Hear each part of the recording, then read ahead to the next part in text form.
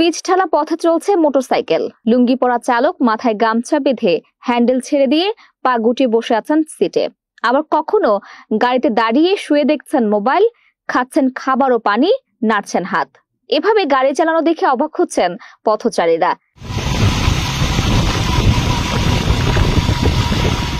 কুড়িগ্রাম সোনাহাট স্থলবন্দর সড়কে শখের বশে এভাবেই নানা ভঙ্গিমায় মোটরসাইকেল চালিয়ে পথচারী সহ স্থানীয়দের বিনোদন দিচ্ছেন মোহাম্মদ আজাদ আলী নামের এক কৃষি শ্রমিক। ছোটবেলা থেকেই গাড়ি কেনার শখ ছিল তার। 5 বছর আগে মাত্র 16,500 টাকায় এই ছোট মোটরসাইকেলটি কিনে শখ পূরণ করেন তিনি। তারপর চালানো শিখে চেষ্টা করতে থাকেন হাত ছেড়ে দিয়ে চালানোর। একসময় সফলও হন। তারপর থেকে কাজের ফাঁকে অবসর সময় পেলেই মোটরসাইকেল নিয়ে বের হন সড়কে। হ্যান্ডেল ছেড়ে দিয়ে নানা ভঙ্গিমায় চালিয়ে আনন্দ দেন পথচারী সহ স্থানীয়দের। আমি সেই ছোট থেকে আমার শখ যে আমি একটা বাইক কিনবো। তা আমি মনে করো যে কৃষিকাজ করি, করতে করতে যে 5 বছর হইলেও মনে করো আমি একটা বাইক কিনছি 16,500 টাকা দিয়ে। কেনার পরে আমি মনে করো যে বাইক স্যার কাছে যে হাত ছাড়িয়ে দিয়ে চলায়, আমি সেটা দেখছি। দেখার পরে আমার একটু মনোভাব হচ্ছে যে আমি মনে করো আমি ওইভাবে চালাবো।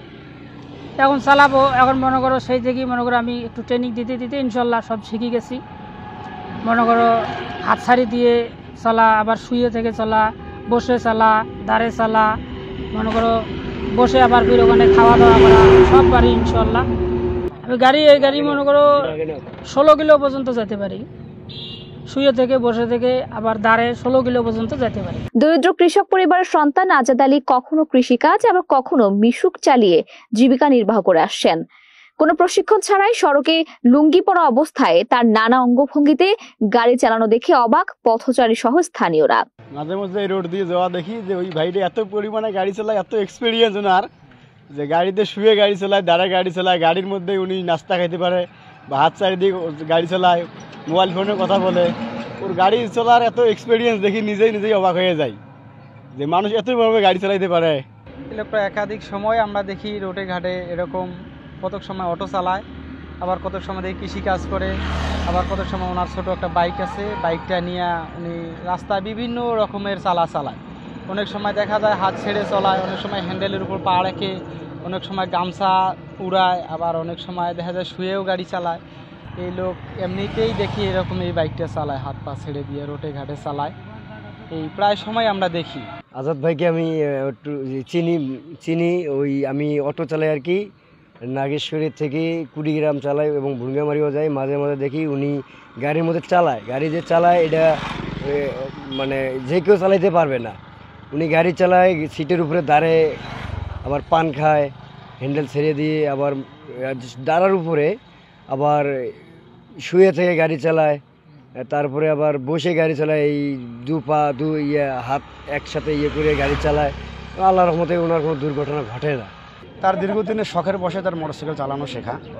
সে দিন মজুরি করে কিছু করে টাকা জমায়া সে একটা ছোট মোটরসাইকেল কেনে এবং সেই মোটরসাইকেলটা সে বিভিন্ন শারীরিক কসরত প্রদর্শন করে। এভাবেই সে এলাকার মানুষকে বিনোদন দেয়। যদিও এটি একটু ঝুঁকিপূর্ণ চলন্ত রাস্তায়, তবুও সে তার মনের তাড়না থেকে কাজটি করে।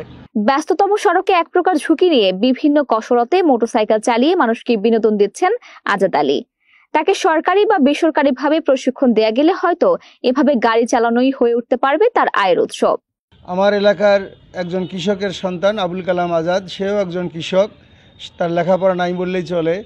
সে শখ করে একটি বাইক কিনেছে। কেনার পরে সে খোলা রাস্তায় হাত ছাড়ি দিয়া, তারপর মোটরসাইকেল বাইকের মধ্যে শুয়ে, তার বাইকের মধ্যে খাওয়া দাওয়া সব কিছুই সে করতে পারে। আসলে এই জনবহুল এলাকায় এই রাস্তায় এভাবে মোটরসাইকেল বাইকটি চালা তার মোটেই সম্ভব নয়।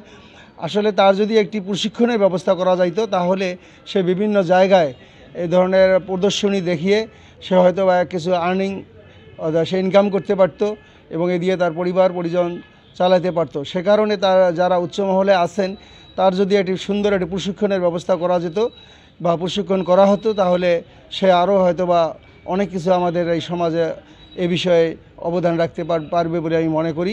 30 বছর বয়সী মোহাম্মদ আজাদ আলী সদর উপজেলার ভোগডাঙ্গা ইউনিয়নের পাটেশ্বরী এলাকার ইসলামপুর গ্রামের আব্দুল জলিলের ছেলে। 1 ছেলে ও 2 মেয়ের জনক তিনি।